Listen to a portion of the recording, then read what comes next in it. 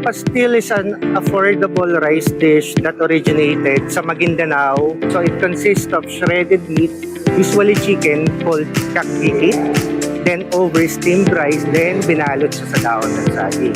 Now, I came up with pastik since now we are here in Pateros at ang main product nila aside from the balot is itik. So yung pastil instead of the chicken, ginawa ko siyang ako si Chef Chris Esguerra. Samahan niyo ako magluto ng pastik or pastil na itik. Lasang lokal. Nako na ba? Sama natin ang Cebu Girls. Kailangan nila yan pagkatapos sila magsayaw. Patikim naman, patikim na. Kain naman. Patingin ka! Patingin! Ayun o! Ah, wow! Siyempre kasama natin ngayong umaga ang chef na mag-ahay sa atin ng bagong itik dish na ito, si Chef Christopher Alan Esguerra. Suki, good morning, Chef. Good morning po. Good morning. Good morning. Okay, tingnan nyo naman. Ito pa ang ating pinagkakapitagang itik. Itong ating itik. Yun o. Yan ang ating itik. Aba, kilala yan dito sa Pateros, di ba? Kilala yan dito. Yes. Kahit sa Rizal, sa Angono, di ba? May mga Yes. ganyan silang version, Oo. mga fried itik nila. Correct. Pero kakaibang gagawin mo, di ba? Dito, Chef Chris, ito ay may kinalaman sa Mindanaoan na Na pastil. dish nila, na pastil. Oo, Okay. pero itik ang ginamit niya, kaya tinawag na pastik. Pastik. Paano niyo po naisip yun? Well, actually kasi I was a judge for 3 straight years sa Itik Festival dito sa Pateros. Okay. So I came up with using their main product aside sa balot.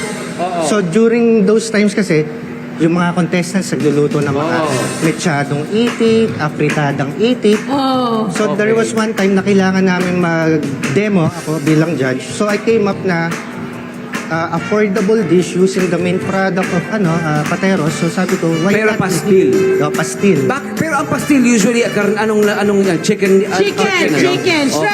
Shredded chicken Pwede, din pwede. kasi yun. Kasi Totoo di ba, naman. game foul naman Totoo ito. naman. O, anong ingredients Okay, natin, anong bro, ingredients dito? natin, Chef? Okay, so for our pastik or pastil na itik, of course we will have oil. Pastik kasi, pastil na eating. Yes. Pastil. Okay. So we have oil.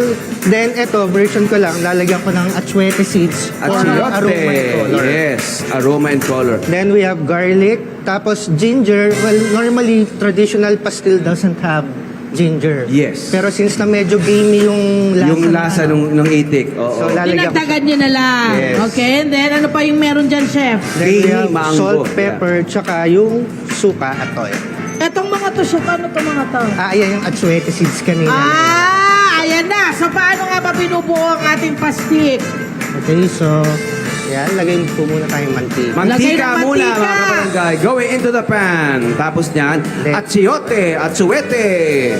So, Ganyan nga ang ginagawa Papakulay para na. lumabas yung kulay.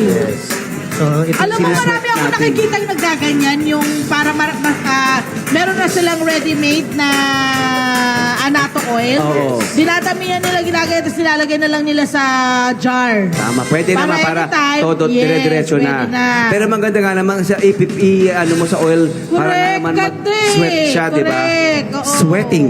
Yan, So, yung oo. para sweating. maganda rin yung color ng Yeah. Yes, color, Para correct. magpawis lumabas yung kulay Oo. plasa.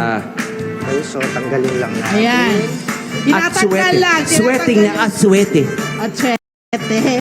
Natanggal Anato lang yung oil. atsuete seed. Okay. So pagpalagay natin yan, ito na yung mantika na gagamitin na natin. Ito po, ano? Pagkatapos yan, bawang na. Wow, bawang agad. Ano po yung kaibahan ng pastik sa ibang pastil na malalasahan ng Yan, ating ginger. mga... Yeah. Yan, ginger. Chef, ano yung kaibahan usually nung lasa nitong pastik mo sa pastil na traditional? Well, medyo mas gamey siya kasi we're using nga yung meat ng itik. Itik, okay. Ang chicken kasi medyo mas milder yung flavor. Ayan. Sige, tapos chef, ano yung susunod? Ayan. Then lagay na po natin yung ating shredded itik meat. Oo. Bango.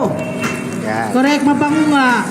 Sa yung luya rin, ano? Yeah, feeling ibang ko ibigay ng nakakadagdag luya. ng aroma. nakaka-excite. Yes. So, para may konting... Ay, wow! Chef, gusto ko yun. Tsaka may konting ano yun, konting... Pag may luya kasi may konting anghang. Yes. May kick ng anghang yan. Oo. Okay, ano susunod mo, Yan, Chef? season na natin ng konting soy sauce. Or Kasi luto na po yung itik natin. Yes. So, isi-season na lang talaga ito.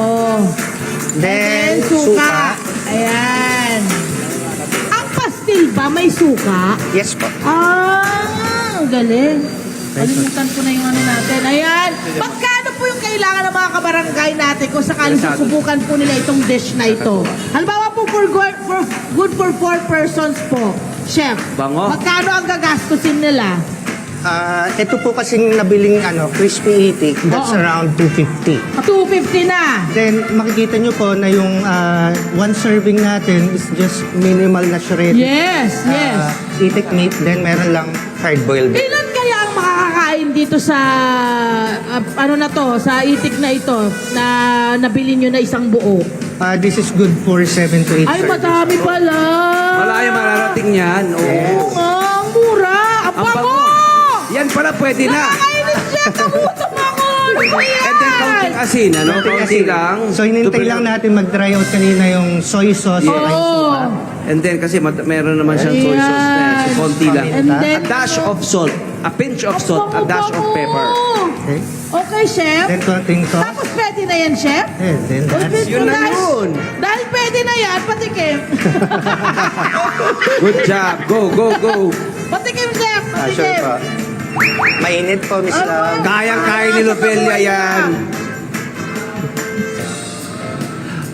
Ito mga nanay din natin. Ito mga nanay din natin eh. O mga daddy pa. Ay, daddy. Wow! Wow! Baka sila mami pwede na. Sarap, no? It's really good. Oh, sila mami, lagyan natin. Dagdagan natin. Parang naman daw, chef, Wow! sila mami. Ayan. Wow! Anong lasa? Anong sabi mo? Wala. Wala pong lunggo. Ano pa? Ano pa? Hindi po siya malansa. Masarap po. Sobrang malasa.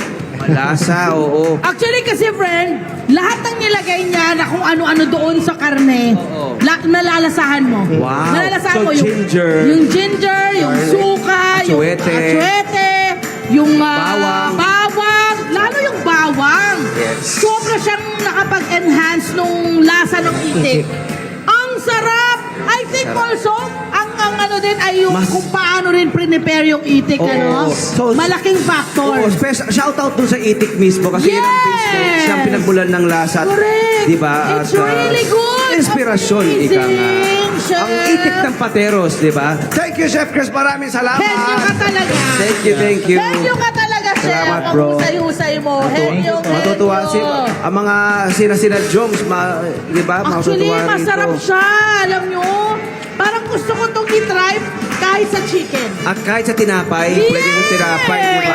Mga monay-monay natin dyan. Hi! Sa mga naman, dyan na profile, mga Kanet 25. This is Love and New Verbo.